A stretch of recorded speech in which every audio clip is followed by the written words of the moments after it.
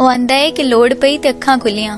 ਐਵੇਂ ਆਂਦਾ ਸੀ ਯਾਰ ਬੜੇ ਨੇ। ਹੋਏ ਸੋਨਿਆ ਤੂੰ ਵੀ ਨਾ ਦੇ ਜਾਈਂ ਧੋਖਾ, तेरे ते एतबार बड़े ने, नाले जे तू नहीं ते कोई होर सही, कुदरत दे शाहकार बड़े ने। ओए अस्सी भी चौधरी खा गए धोखा, लोकी आंदे सी कि होशियार बड़े ने।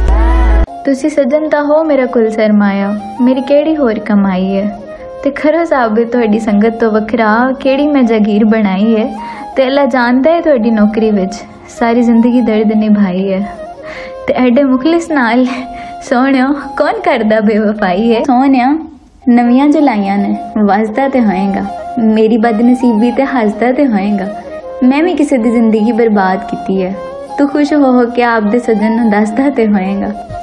बंदे अगे भी सजन बनाउंदे ने, मैं ते यार गुनाह कर बैठा कि जगराते खा के अखियां नूं कमजोर निगाह कर बैठा। ते बंदे वेख के चौधरी हुण मैनूं पहचानदे नहीं, इंज शक्ल तबाह कर बैठा। ते तेरी याद विच सजना सिगरेट पी पी के मैं अपना रंग काला शाह कर बैठा।